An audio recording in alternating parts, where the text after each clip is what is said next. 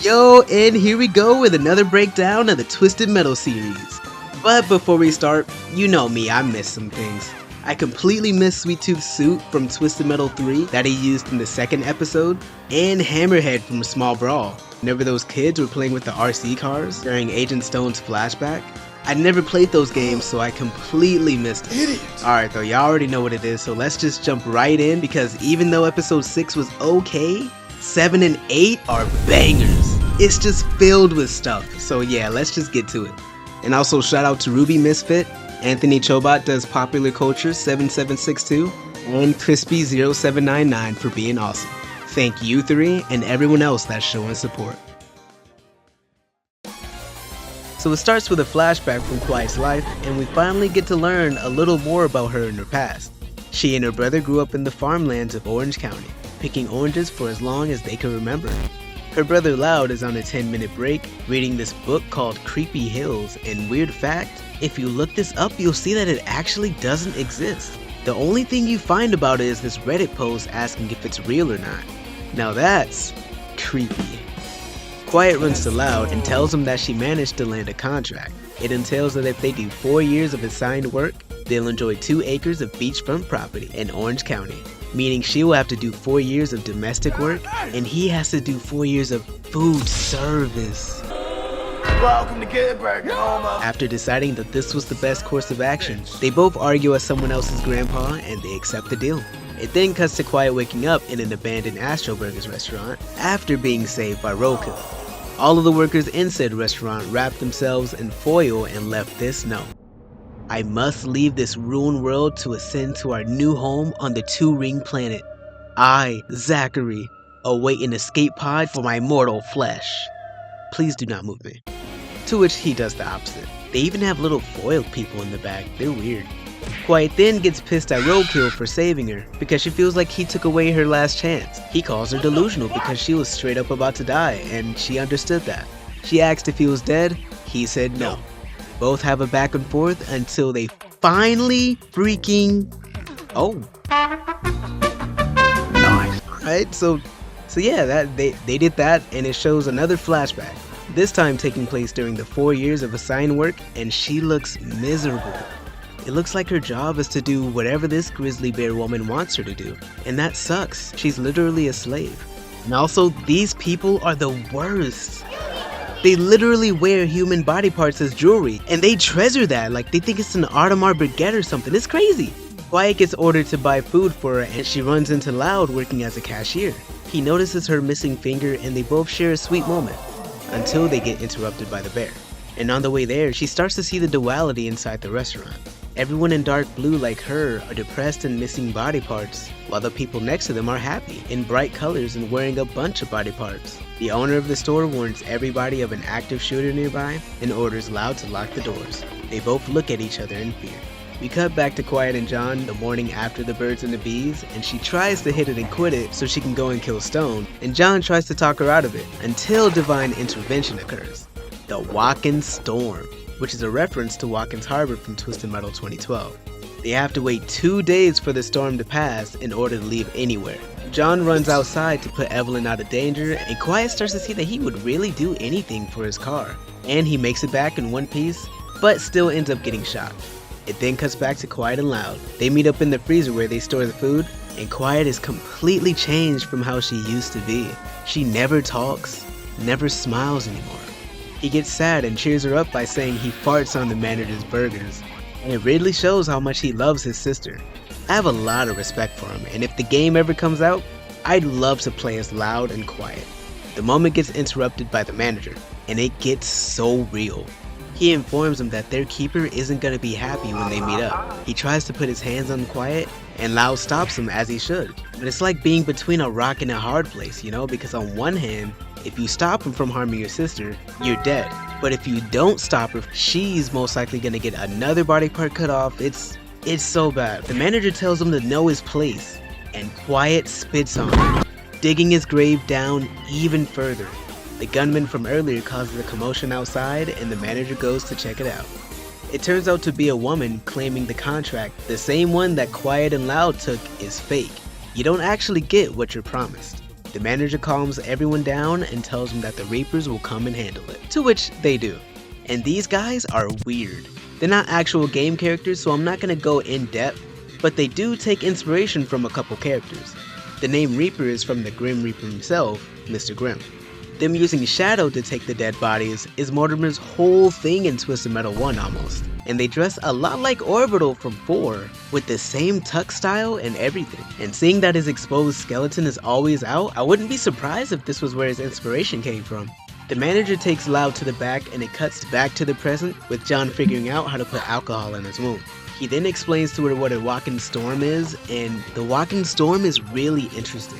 It happened because of a power plant in Watkins Harbor exploded when the power went out, poisoning the atmosphere in the process. He also tells him that the further east you go, the worse the storms get. They decide to wait out the storm and they bond over wing toss, telling each other everything, and it's really heartwarming.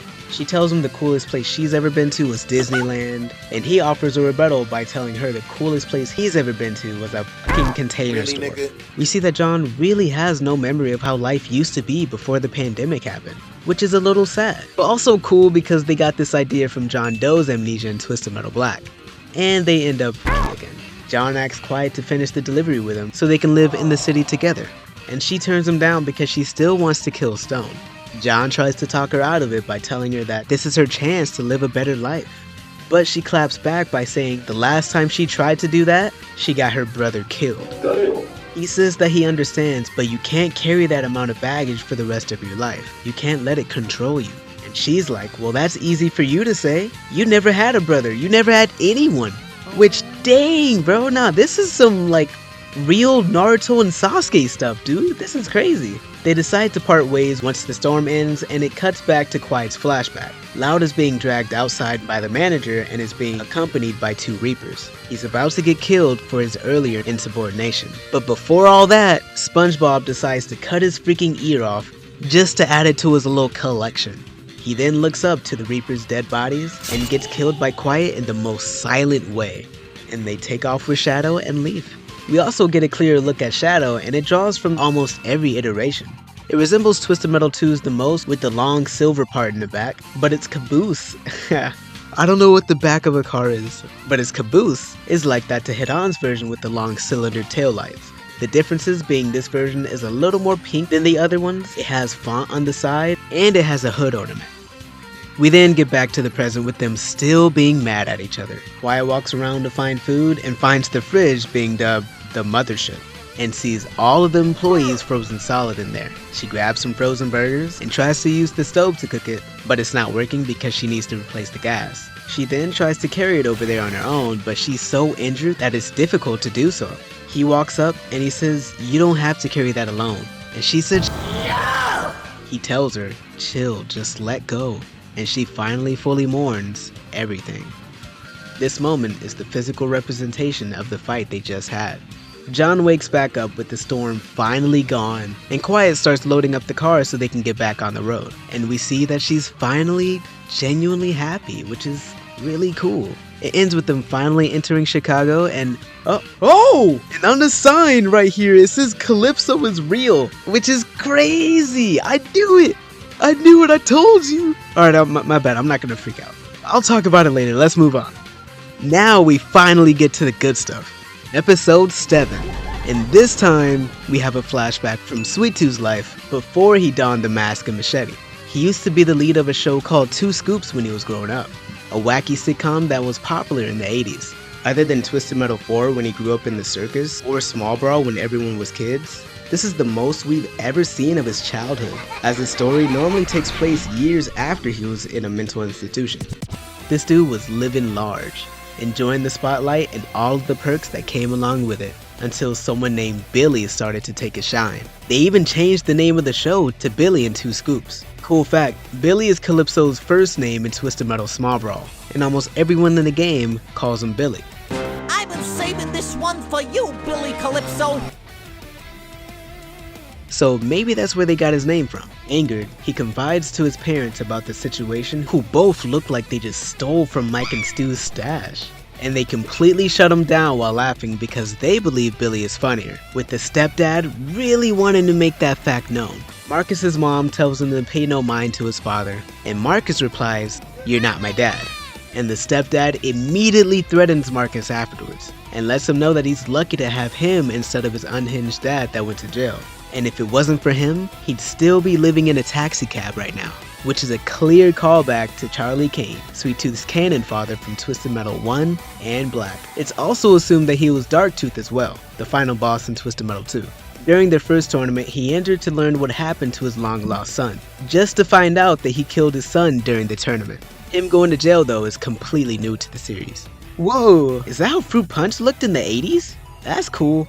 Anyway, so everyone gets to their position and it has Sweet Tooth's car in the back. This is how the truck used to look before Marcus got his hands on it. The show starts and Marcus goes off script, telling a joke about his sweet tooth. Boy, if you don't... But no one in the audience laughed and he starts getting angry. Billy then gets introduced and we see that he's a freaking dog. Everyone in the crowd starts laughing just at the sight of him, including his parents. Coworkers start telling Marcus to say his lines, but he gets so furious at what's going on, he pulls a Joker and kills Billy on live TV. It then shows the Twisted Metal logo in a Family Matters kind of style, and it cuts to John and Quiet finally outside of Chicago, but they don't know how to get in.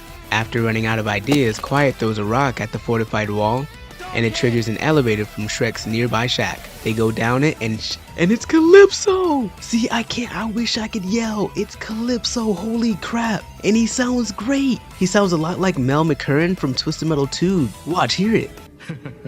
Oh no, I don't live down here. Why would I reveal my face? A man named Marcus Kane stepped out of his car and came face to face with me, the creator of Twisted Metal. Oh man, so Calypso is the man who created Twisted Metal, right? And his story is tragic and super interesting. Calypso managed to create the tournament because he was a terrible human being when he was alive. He participated in a demolition derby for 20 years hoping to die, but ended up killing the contestants and the audience every time.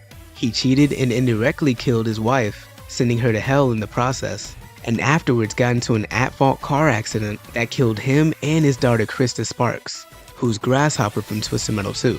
Satan likes the amount of souls he brings down there and gives him the powers to make his own tournament. If you want to know more about his story, check out Tactical Bacon Productions and Story Mode's channels because they go a lot more in depth with it. And I just don't want this video to be too long. We walk further down the hall and everything is hidden so I can't really see anything on the walls. But when they get to the end, there's a tall shadowy figure that talks to him. They even believe he's there too, until the smoke clears and it's just a voice box. Afterwards, all the smoke disappears, which tells me one thing, but I'm gonna get into that after the recap. They figure out that he's Calypso by the signs and messages they seen while on their way there, and he gives them the package. They leave and Quiet starts gushing about how cool Calypso was, and John shifts her focus to figuring out how to get back to New San Fran. Since they can't go back the way they came because it was Topeka, they decide to take the long way around the north and stop at a pit stop along the way. But before they go, John establishes 2 ground rules.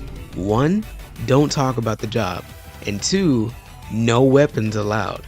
It then cuts to Agent Stone after his fight with Quiet. He's filling up and he gets a call that the clown hit their Colorado post just like he did with Utah and the dam, killing everyone and taking the prisoners along with him. After hearing the news, he experiences a wave of anger and fear. It tells the outlaw siblings that these are not just random attacks. Sweet Tooth is going somewhere, and with that wave of fear that he experienced could have something to do with his mental diagnosis from Black. But there's honestly not enough info to tell. Sweet Tooth and his crew walk into the prison all badass like, and he informs his crew that they can eat and use the restroom here, and orders Stu to come with him, while leaving my dude Harold in charge. Stu asks if everything was alright, and ST replied, yeah, it's fine. This isn't just some random pit stop though, I'm here for closure. And they walk into the east wing of Blackfield Asylum, the place that housed nearly all of the contestants of Twisted Metal Black in said game. The East Wing part is something completely new to the series though, or at least I believe so. John and Quiet pull up to the midway stop called the Nut House, the same name as the episode, and it's also what Sweet Tooth calls the asylum everyone's in Twisted Metal Black. They both split up. She gets the gas, and he goes inside to get whatever information he can out of the rest of the milkmen. While in line for the gas, he gets cut by someone and he spits on their shoes. And right when the fight was about to break out, it gets stopped by Bloody Mary from Twisted Metal Black. And just like every driver of her car so far, she tends to get overshadowed by the world, particularly in the love department. After spending years jealous that everyone around her was getting married, she kills her friend just so she wouldn't be able to. Afterwards, Mary was admitted into Blackfield Asylum where Calypso offered her true love. At the end though, she winds up not finding it. We go inside and it's just reference central, bro, holy crap. But let's just cover them as they come. Pause. So the first person they cut to is Petunia, the driver of Drag Queen from Twisted Metal 4. She's always liked drag racing in a dress, and her only wish in that game was to headline in an all-girls Vegas dance venue, which she actually does in that game. So like no twists or anything, she actually gets her wish. So you know what Sweet Tooth's into. Also, fun fact, she's voiced by Ryan Drummond, the man that also voices Sonic in the Adventure series. Mary asks where Quiet's from, and he says that she's here with John, who's sitting next to none other than my dude Pizza Boy. I liked him and Drag Queen a lot in Twisted Metal 4 because they were so fast. Debuting in the 4th game, we see how much of a menace he was when he used to extort his customers for huge tips by pointing a machine gun to whoever he delivers pizza to. His wish is to have the fastest, most tricked out car in the universe, and he's also voiced by Sonic 2. Mary recognizes John and runs up to kiss him, and that kiss immediately gets followed up by a mean bitch slap after she realizes that he left her for dead. To which John replies, "I thought you were dead." They all sit down and Mary explains that they met when she took over for her mother's pit stop after she died. John used to stop there from time to time to quote unquote drain his tank, but at some point a random gang torched her pit stop and she was left all alone. And even though she was glad it happened, she's always been mad at John for never coming back for her. John keeps saying that he thought she was dead, but she never truly believes him. John gets everyone shots, and he tries to apologize to Quiet about Mary. I love you, bitch. Quiet says she doesn't care about his ex, it's fine. And they both decide to stay a bit longer to get as much information as they can from everyone here. John goes back to the table and Quiet starts talking to the bartender, Mr. Slam from the games. He was a very egotistical kind of guy, with his wish in every game being for him to build his own giant tower called Whittlebone Tower, so he can be above everybody else. But this version isn't actually based on any of his counterparts from the games, or at least I don't think so. He just wears a construction vest. He tells Quiet a little about Mary and introduces everyone else at the table. Pizza Boy and Petunia from Twisted Metal 4, and Pit Viper from Twisted Metal 1. Living a double life, she goes into the tournament saying she would wish for $1 million, but in actuality, she's a secret agent that goes by Agent Amanda X, with the goal to kill Calypso. And fun fact, Pit Viper is the only car in Twisted Metal 1 that's never been in another game since her debut. Quiet then asks what his name is, and he says the most wildest crap ever. Well, I can't wait to hear yours. They call me Mr. Slam, Why? because I can crush anything with my massive penis. You gotta love it. He informs her that she can take a shower there and she takes him up on that offer. While walking away, John and Quiet smile at each other and Mary notices. We then get back to Sweet Tooth and Stu walking into the asylum, and ST tells him a bit about his past, like how he got into Blackfield by not only because of his Billy fiasco, but also because him and his roommate had a disagreement over which NSYNC member was the best, which sends shivers down Stu's spine. He talks about how he grew up at an asylum alone, and his parents never came to visit even though they said they would. It sucked, but once he started to get to know the other inmates, things started getting better, and it turned out to be the best years of his life. As they walk around, Stu sees some old newspapers regarding the incident between him and Billy, making not only what ST said horrifyingly true, but they also read that even after death, Billy is still getting the last laugh with the amount of love he gets. Stu figures out that it's a dog, and Sweet Tooth says, Fuck Billy, that son of a bitch! then apologizes to his dead mom and dad that are against the wall. Stu gets freaked and realizes that he locked him in there. ST tells him how he did it. Once he got admitted, he called and wrote to his parents several times, but they never answered. So when the world ended, his cell block opened, and he tracked them down and locked them in there as punishment for ignoring him. Sweet Tooth then starts talking straight to his parents, saying, I actually didn't want to be in a sitcom, but you made me. You needed a Lexus, and other stuff like that. Finally getting the closure he always wanted.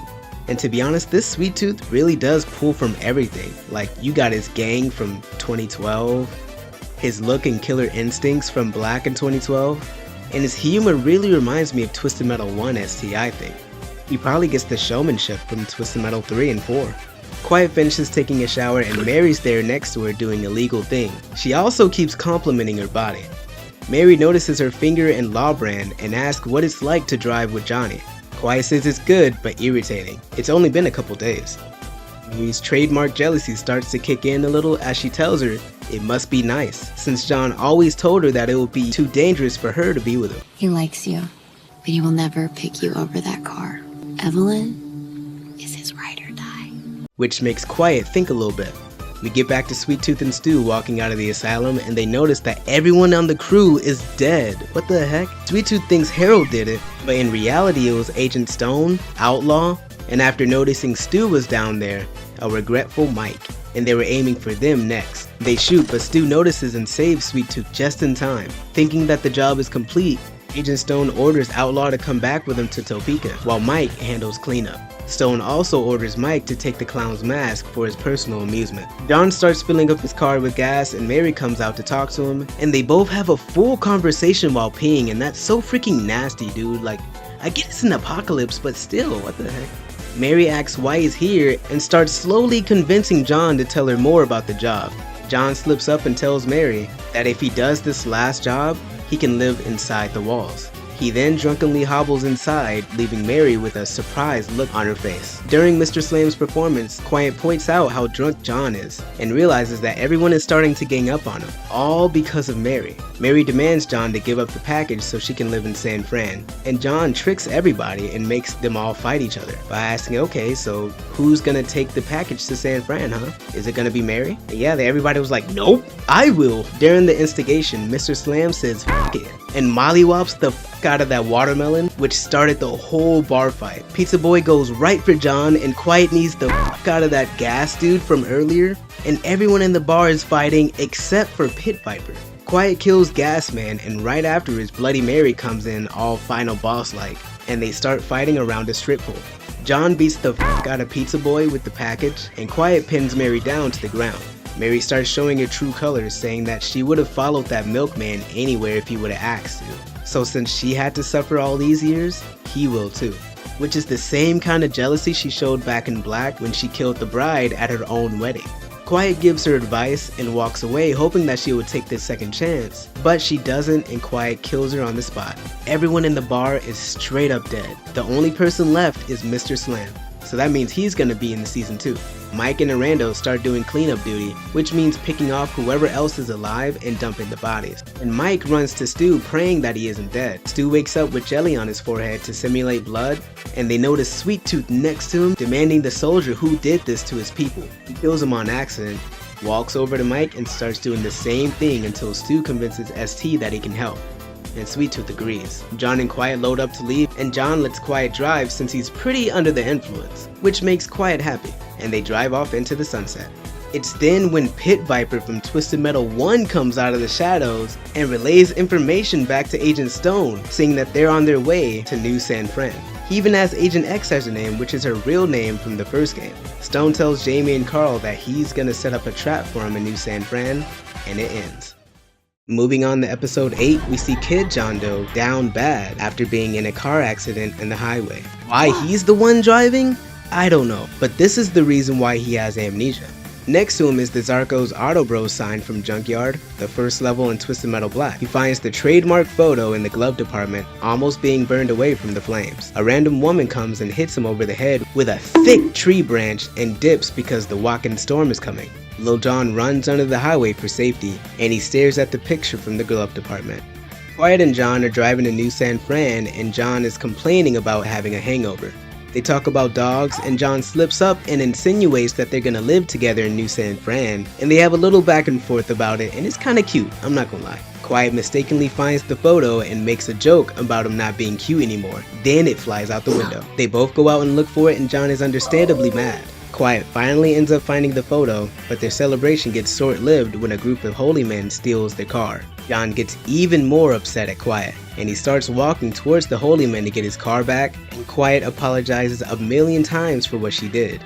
John accepts her apology, and they take the mask from the holy men they killed to infiltrate their base. We see Lil Jon again trying to start a fire in the wilderness, but has no luck. Hungry, he tries to get an apple from the trees that's on a high branch, and he slips and falls into Evelyn, covered in tree vines. He goes to the driver's seat and takes out the dead body that was in it, and discovers that his car is pretty much like Walmart and starts a fire with dollar bills, showing the start of him and Evelyn's relationship. So this is why he cares for Evelyn so much. We pull up to the holy men's hideout, and man, they are anything but holy. Like, they wear BDSM masks, people are drinking and doing drugs, riding around on motorcycles, like they're just having the time of their lives. This is directly from Preacher's faction, the Holy Men, in Twisted Metal 2012. And the gunman hanging out of Preacher's car is their inspiration with his BDSM-like suit. The women here are called goddesses, and they're dominatrices, just like that woman from One Piece. And everyone there is subservient to him. And they're both delivered terrible drinks because the man himself makes his appearance. The leader of the Holy Men, Preacher, from Twisted Metal Black and 2012. In his debut in Black, he was a respected preacher in his own right, and during an exorcism on a baby, a demon possesses it and becomes too powerful for a preacher to bear. So it takes control of him as well, and he kills everyone in the church. The demon stays with him afterwards, and he's sent to the asylum, always saying things in his head. Once you get to his ending though, it's revealed that it was all in his mind. The exorcism was actually just a baptism, and he killed everyone on his own accord. He later ends up taking his own life. In the show, he tells us that in the past, he was the holiest of men, devoting his life to God until the world ended and he saw that God was nowhere to be found. That's when Preacher realized that he was God. We all are, and formed the Holy Men after that realization. It's different from the 2012 version when he formed the group to take down Calypso. The gang brings their leader the spoils of their looting adventures, and he gets excited once he brings Evelyn to him. What a hot piece of ass! I should lube up with oil and dick your muffler. And this man actually starts to take off his pants. Holy crap. Old dude should have been part of the Holy Men too. What in the name? John stops him and challenges him to a fight and gets his ass kicked. During the fight, John asks Preacher if he was possessed because he fought like a maniac. And he says he was once by a demon baby. And because of that, he killed a whole church of people and he can still hear their screams. Just like in Twisted Metal Black. Quiet goes to where the car is being held and pretends to be a dominatrix to get the keys from the guard. She gets them and John loses. Preacher tells his gang to hang him up on the cross and they all disperse. It then cuts back to Lil Jon chilling like a villain, and an innocent looking rando comes out. He throws the metal pipe at his jaw with pinpoint precision, and the dude was like, okay. He's alone! And calls his group of cannibals to help take him. John runs to the car and the trunk knocks someone out, and after a couple tries, he manages to start the car, and he drives off. John in the present is stuck in a cage and Quiet frees him. She tells him that she has a new vehicle and is ready to go at any time, but he doesn't want to leave without Evelyn. They argue, and Quiet says that she fought and bled for you, and all John says is that he's not leaving without her, further proving how right Bloody Mary was. He tells her to go, and they part ways. We then see Lil Jon vowing to fix his car up when he was a kid, for being the one thing that protects him from this apocalyptic world. Present John finds the car and Preacher finds him. They fight and Preacher accidentally shoots the car, making it spill gasoline. Preacher starts taking the upper hand, and right when he was about to kill John, that leak made its way to an open flame, which eventually caused a huge explosion. Quiet witnesses this and is heartbroken. Saddened, she takes the car she stole and drives away. All of the Holy Men, including Preacher, leave, and there alone is an injured John, also heartbroken by the sight of Evelyn's body. He starts to reminisce the good times he had with Evelyn, thinking back to when he fixed her up for the first time at Zarko's auto shop. That was the day he finally named his car Evelyn. John builds a little memorial for her, and stays there to pay his respects, and it ends. Overall, fire episodes. Even though episode 6 was slow for me personally, learning where Quiet and Loud came from was super interesting, and the relationship development throughout the entire episode wasn't bad at all. It's actually pretty realistic because I'm sure we've all had relationships like that. Episode 7? Episode 7 was legit, bro. Like, dude, Calypso was awesome. That shadowy figure that appeared before him, And his voice? Bro, it was so cool. Also, the fact that Sweet Tooth is just owning the fact that he killed a dog is insane. Like, what the heck? His whole backstory was creepy and weird and a little sad because his parents actually did force him into acting. I wonder if things would have turned differently if they would have been more kind towards him. Stu deserves a solid W for saving his mans though. And Mike is still down bad to me. But at this point, I do feel a little more sympathy for him because he was only doing what he was ordered to do, and he was only following the path that he thought was right. I think from here on, he's gonna start to change for the better since he's reached dog status in the Sweet Tooth's eyes, so yeah, we'll see. Seeing all of the drivers of Outlaw in one room again was awesome too, by the way. The end with Preacher was different. Like, to be honest, I'm not sure if I really like this version of him. I mean, yeah, I like the fact that he fixes cars, that was funny. Maybe it's just because I'm so used to how he was in 2012 in Black that like it's just hard to get used to a new one. But I don't know, like this Preacher, he's so demented, you know what I mean? That's really it. Who knows, maybe in season 2 he's different, like he's more like the games, but I don't know. Same thing with the Mr. Slam, like I want to see him like at least talk about Widowbone Tower, you know what I mean? And overall, I'm gonna give episode 6 a B-, episode 7 an A+, and episode 8 an A. And yeah, let's move on to the next video, which is the final recap. See y'all in the next one.